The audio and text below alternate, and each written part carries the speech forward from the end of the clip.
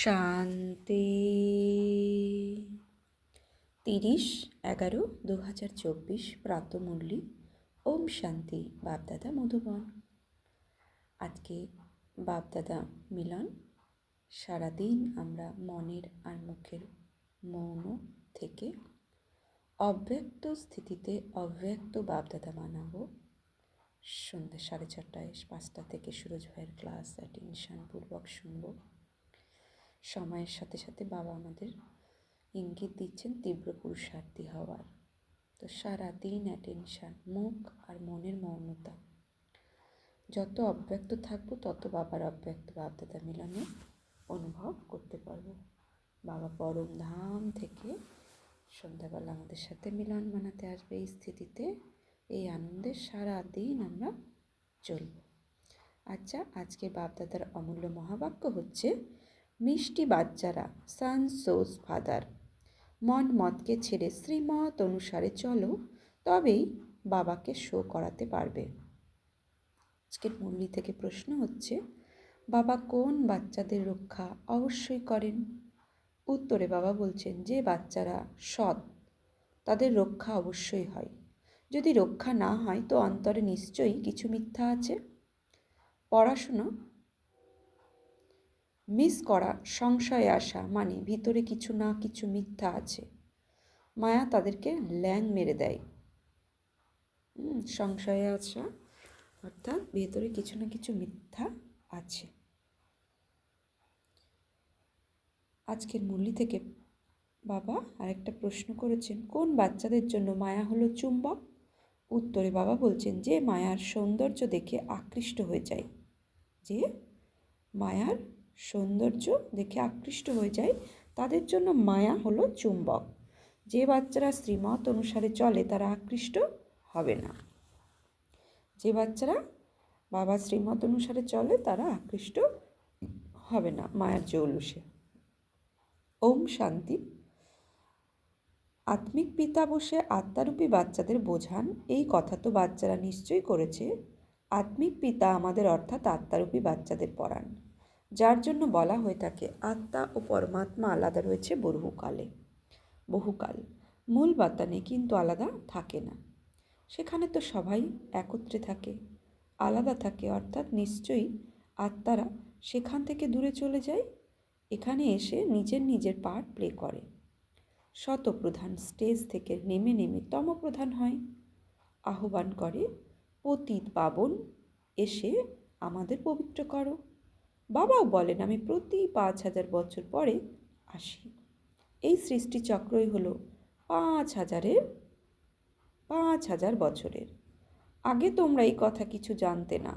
শিব বাবা বোঝান, অবশ্যই দেহের আধার নিয়েই বোঝাবেন। উপর থেকে কোনো আকাশবাণী তো করবেন না, তাই না?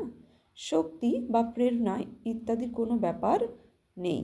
তোমরা হলে আত্মা, শরীরে এসে কথাবার্তা বলো। তেমনি বাবাও বলেন, আমিও শরীর দ্বারা ডাইরেকশন দিয়ে থাকি। তারপরে সেই মতন যে যেরকম চলে নিজেরই কল্যাণ করে। শ্রীমত অনুসারে চলে বা না চলে, টিচারের কথা শোনে বা না শোনে, নিজের জন্যই কল্যাণ বা অকল্যাণ করে। পড়া না করলে নিশ্চয়ই ফেল করবে, এই কথাও বোঝানো হয়। শিব বাবার কাছে শিক্ষা নিয়ে অন্যদেরও শেখাতে হবে। ফাদার সোস সন, এখানে দেহের পিতার কথা বলা হচ্ছে না। ইনি হলেন আত্মিক পিতা। দেহের পিতার কথা বাবা বলছেন না, ইনি হলেন আত্মিক পিতা। এই কথাও তোমরা বোঝো, আমরা যত শ্রীমত অনুসারে চলব ততই অবিনাশী উত্তরাধিকার প্রাপ্ত করব। সম্পূর্ণ যারা চলবে তারা উঁচু পদ প্রাপ্ত করবে, না চললে উঁচু পদের প্রাপ্তি হবে না। বাবা তো বলেন, আমাকে স্মরণ করো, তবেই আমাদের পাপ বিনষ্ট হবে। রাবণ রাজ্যে তোমাদের উপরে পাপের বোঝা অনেক আছে। বিকারগ্রস্ত হয়েই পাপ আত্মায় পরিণত হয়। পূর্ণ আত্মা ও পাপ আত্মা অবশ্যই হয়। পূর্ণ আত্মাদের সামনে পাপ আত্মারা মাথা নোয়ায়। মানুষের এই কথা জানা নেই যে দেবতারা হলেন পূর্ণ আত্মা, তারাই পুনরায় পুনর্জন্ম নিয়ে পাপ আত্মায় পরিণত হয়। মানুষ তো ভাবে দেবতারা সর্বদাই পূর্ণ আত্মা থাকেন। বাবা বোঝান, পুনর্জন্ম নিয়ে শতপ্রধান থেকে তমপ্রধান স্থিতি পর্যন্ত আসে।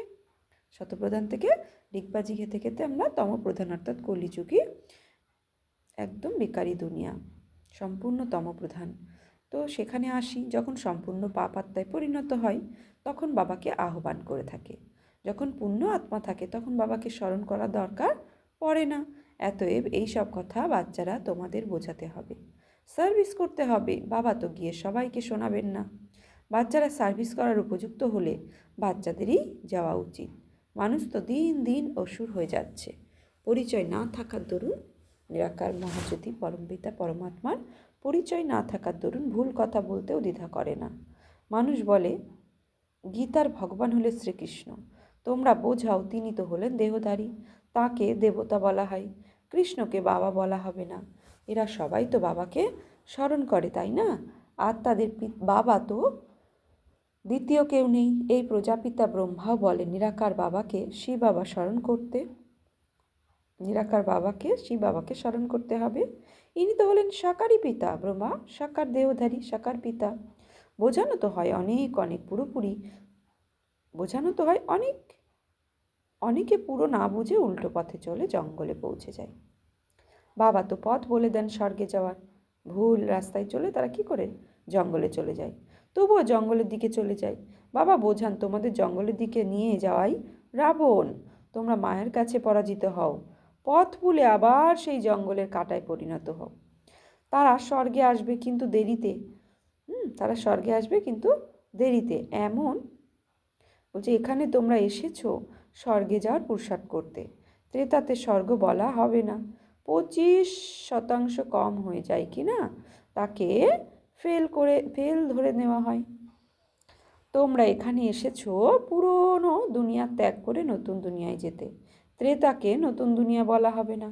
যারা ফেল হয়ে হয় তারা সেখানে যায়, কারণ সঠিক পথ অনুসরণ করে না, নিচে উপরে হতে থাকে। বাবা বলছেন যারা ফেল হয়ে যায় তারা সেখানে যায়, কারণ সঠিক পথ অনুসরণ করে না, নিচে উপরে হতে থাকে। তোমরা অনুভব করে থাকো স্মরণ যেরকম হওয়া উচিত সেরকম থাকে না। যারা স্বর্গবাসী হয় তাদের বলা হবে সম্পূর্ণ পাস, ত্রেতাবাসীদের বলা হবে ফেল, ত্রেতাবাসীকে স্বর্গ বলা হবে না। তোমরা নরকবাসী থেকে স্বর্গবাসী হও, তা না হলে ফেল বলা হয়। জাগতিক দুনিয়ায় পুরো পড়াশুনো তো দ্বিতীয়বার পড়া যায়, এতে দ্বিতীয় বছর পড়ার ব্যাপার নেই। জাগতিক দুনিয়ার পড়াশুনো দ্বিতীয় বছর ফেল করলে আবার পাশ করা যায় দ্বিতীয় বছর পরে, কিন্তু এই দুনিয়ায় এই অলৌকিক পড়াশুনোতে দ্বিতীয়বার পড়া নেই, একবার ফেল মানে সে ফেল। জন্ম জন্মান্তর কল্প কল্পান্তর একই পরীক্ষায় পাশ করতে হয় যা কল্প পূর্বে করেছ।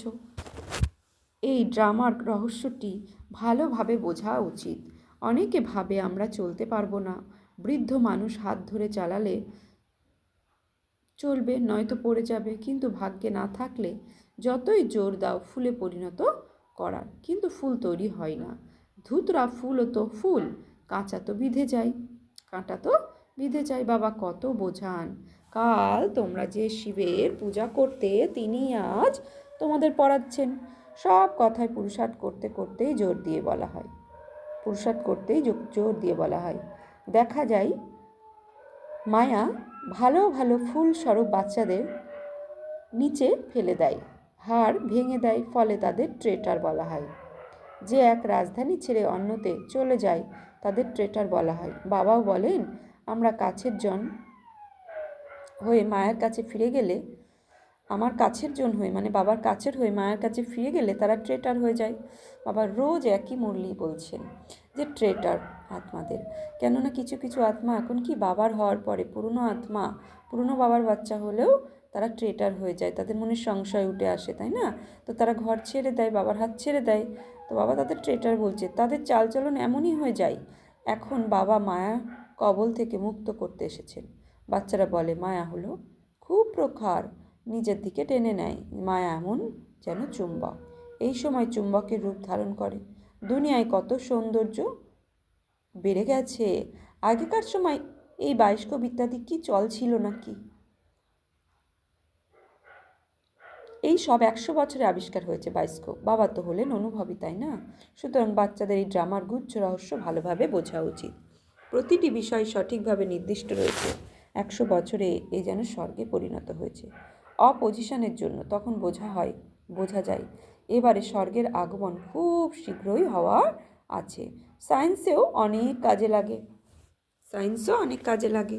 সায়েন্স তো হলো খুব সুখ প্রদানকারী। সেই সুখ যাতে স্থায়ী হয় তার জন্য পুরনো দুনিয়ার বিনাশও হতে পারে। সত্যযুগের সুখ রয়েছে ভারতের ভাগ্যে। তারা তো অসেই পড়ে যখন ভক্তিমার্গে শুরু হয়।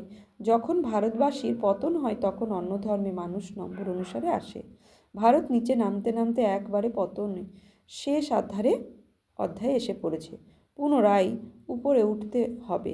এখানে উপরে উঠে নিচে নামে কতবার যে পড়ে তার ঠিক নেই।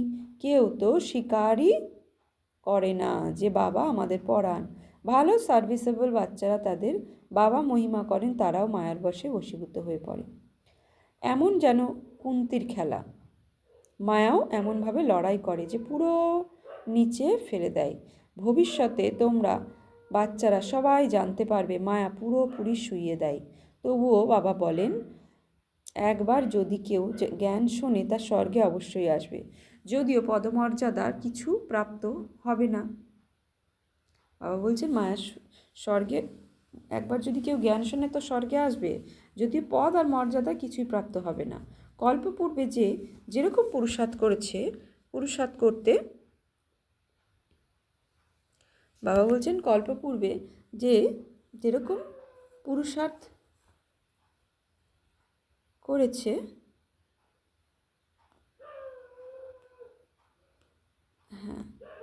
পুরুষার্থ করতে করতে পতিত হয়েছে, তেমনই এখনও নিচে নামতে থাকবে, ওপরে উঠতে থাকে। হার ও জিত আছে, তাই না? সমস্ত কিছু নির্ভর করছে বাচ্চাদের স্মরণের ওপর। বাচ্চারা এই অসীম খাজানা প্রাপ্ত করেছে, তাদের তো লক্ষ টাকার দেউলিয়া হয়। কেউ লক্ষপতি, কেউ ধনবান, তাও এক জন্মের জন্য। দ্বিতীয় জন্মে কি তত ধন থাকবে নাকি? কর্মভোগ অনেক আছে, স্বর্গে কর্মভোগের কোনো কথা নেই।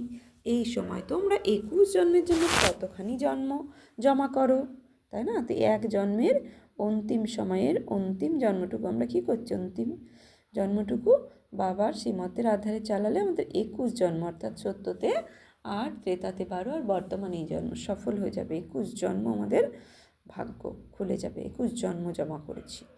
তো যারা সম্পূর্ণ পুরুষার্থ করে পুরো স্বর্গলাভের অধিকারী, উত্তরাধিকার প্রাপ্ত করে। বুদ্ধিতে থাকা উচিত আমরা যথাযথভাবে স্বর্গের অধিকারী প্রাপ্ত করি। এই চিন্তন করবে না যে আবার নিচে পতন হবে। ইনি সবচেয়ে নিচে নামেন এবং পুনরায় উপরে উঠতেই হবে। অটোমেটিক্যালি পুরুষার্থ হতে হবে। বাবা বোঝান, দেখো মায়া কতখানি প্রখর, মানুষের বুদ্ধিতে কত অজ্ঞানতা ভরে আছে। অজ্ঞানতার কারণে বাবাও সর্বব্যাপী বলে দেন ভারত কত ফার্স্ট ক্লাস ছিল। তোমরা বুঝতে পারো আমরা এমন ছিলাম, এমন আবার অমন হচ্ছি। এই দেবতাদের কত মহিমা বর্ণনা হয়, কিন্তু তাদেরকে কেউই জানে না। তোমরা বাচ্চারা ছাড়ো, তোমরাই জানো অসীম জগতের পিতা জ্ঞান সাগর এসে আমাদের পড়ান।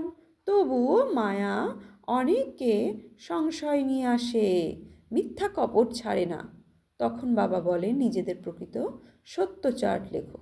কিন্তু দেহ অভিমান থাকার কারণে সত্য বলতে পারে না। তখন সেসবও বিকর্ম হয়ে যায়। সত্য বলা উচিত, তাই না? না হলে অনেক দণ্ড ভোগ করতে হয়। গর্ভরূপী জেলেও অনেকে সাজা প্রাপ্ত হয়। তখন বলে তবা তবা। সে যে জেলে সাজা প্রাপ্ত করার সময় তখন বলে তবা তবা, আমরা আর এমন কাজ করব না। যখন কেউ দণ্ডপ্রাপ্ত করে তখনও এমনই করে, ক্ষমা প্রার্থনা করে। সাজা মিললেও এমন করে। সাজা মেলার পরে তারপরে যা তাই হয়ে যায়, এমনই কর্ম করে। আবার যখন তোমরা বাচ্চারা বুঝেছো মায়ের রাজ্য কবে থেকে শুরু হয়েছে, পাপ কর্ম করতেই থাকে। বাবা দেখেন এরা এত মিষ্টি, এত কোমল হয় না। বাবা কতখানি কোমল, শিশুর মতন, কারণ ড্রামা অনুসারে চলতে থাকে। বলবেন যা হচ্ছে ড্রামার ভবিতব্য। বুঝিয়েও দেন যে ভবিষ্যতে এমন আর যেন না হয়। বাপ দাদা একত্রে আছেন, তাই না? ব্রহ্মা বাবা নিজস্ব মতামত আছে, ঈশ্বরের আছে তার নিজস্ব মত। বুঝতে হয় যে এই মতটি কে দিলেন, ইনিও তো পিতা, তাই না? পিতার কথা তো অমান্য করতে নেই। বাবা হলেন বরিষ্ঠ, তাই বাবা বলেন, এমন ভাবো যে শিব বাবা বোঝাচ্ছেন, না বুঝলে পথ প্রাপ্তিও হবে না। ড্রামার প্ল্যান অনুযায়ী বাবাও আছেন, দাদা অর্থাৎ ব্রহ্মা বাবাও আছেন। বাবা শ্রীমৎ প্রাপ্ত হয়। মায়া এমন যে মহাবীর যোদ্ধাদের দিয়েও কোনো না কোনো উল্টোকর্ম করিয়ে দেয়। তখন বুঝে নেওয়া হয় বাবার মত অনুযায়ী চলেনি, নিজেরাও অনুভব করে আমি আসুরি মতে চলি। শ্রীমত প্রদানকারী বাবা এসে উপস্থিত হয়েছে। তো বাবা বলছেন তাঁরই হলো ঈশ্বরীয় মত। শিব বাবা নিজের বলেন, এনার ব্রহ্মা বাবার এমন কোনো মত যদি প্রাপ্ত হয়, সেই মতামত ঠিক করার জন্য আমি বসে আছি। আমি তো এই রথ ধারণ করেছি, তাই না? আমি এই রথটি ধারণ করি, তাই তো ইনি কটু কথা শোনেন, তা না হলে কখনো কটু কথা শোনেননি। আমার জন্য কত কথা শুনতে হয়েছে ব্রহ্মাকে। ব্রহ্মার শরীরে যখন শিব বাবা আধার নিয়েছে, তখন ব্রহ্মাকে অনেক কটু কথা, অনেক গ্লানি শুনতে হয়েছে। তাই এনার রক্ষণাবেক্ষণও করতে হয়। বাবা নিশ্চয়ই রক্ষা করেন, শিব বাবার রথ তো সে তো রক্ষা করবেন, তাই না?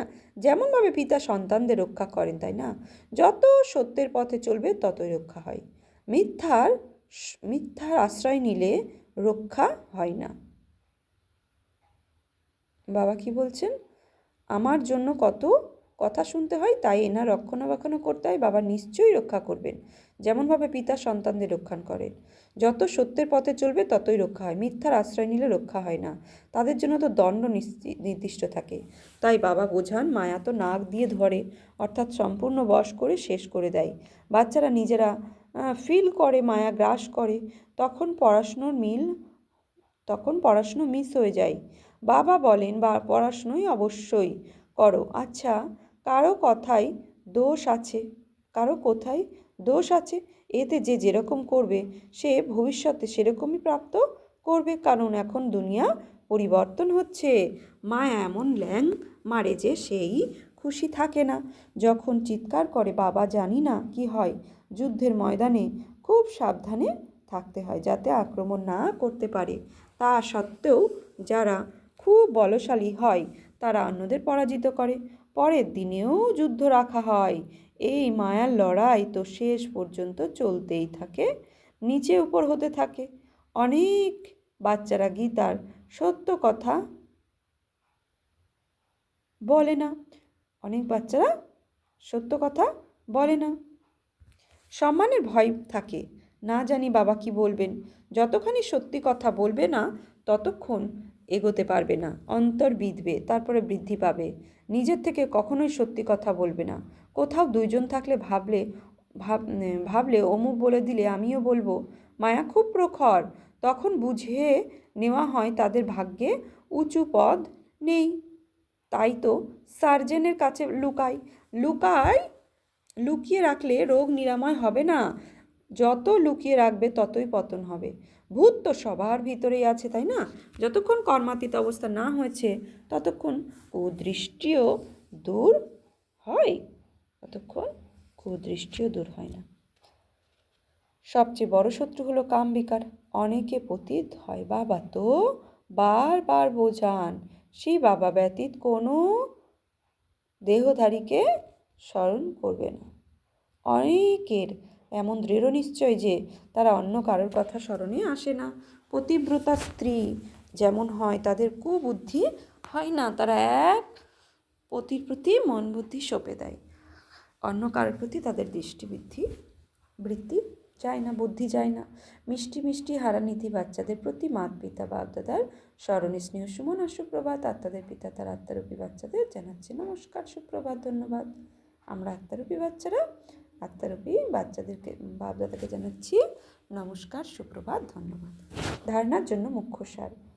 আমাদের যিনি পড়ান তিনি স্বয়ং জ্ঞানের সাগর, অসীম জগতের পিতা। এতে কখনো সংশয় আসবে না। মিথ্যা কপট ত্যাগ করে নিজের সত্য প্রকৃত চাট রাখতে হবে।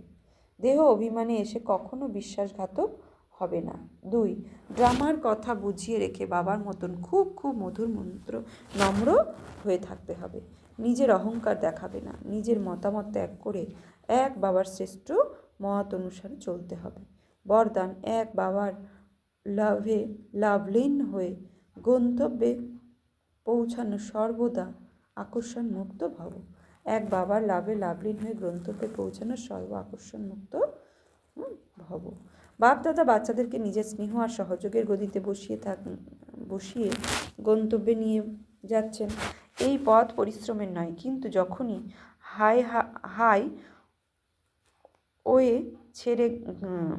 হাইওয়ে ছেড়ে গলিতে যাওয়া, মানে বাবা যে শ্রীমত দিচ্ছেন সেটা হাইওয়ে, সেই হাইওয়ে ছেড়ে আমরা এদিক ওদিক ছোটো ছোটো গলিতে অর্থাৎ পরমত, শাস্ত্রমত, মনমতে চলে যাই, তখন ফিরে আসতে আবার পরিশ্রম করতে হয়।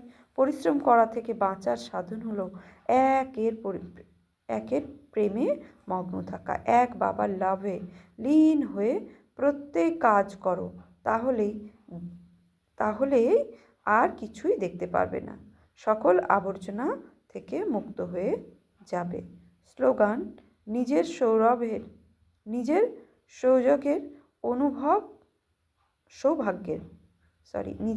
সৌভাগ্যের অনুভব চেহারা আর চলনের দ্বারা করা। যে আমি কত সৌভাগ্যবান আত্মা, কত ভাগ্যবান আত্মা, সেটা চলনের দ্বারা অন্যদেরকে অনুভব করো। ওম, চলন আর চেহারার দ্বারা। আচ্ছা, ওম শান্তি। আজকের সমান নেব আমি সর্ব মায়া থেকে মুক্ত, আকর্ষণ মুক্ত ভব। সর্ব মায়া থেকে মুক্ত অর্থাৎ এই মায়ার জৌলুস থেকে। তো সর্ব আকর্ষণ মুক্ত ভব। আচ্ছা, ওম শান্তি।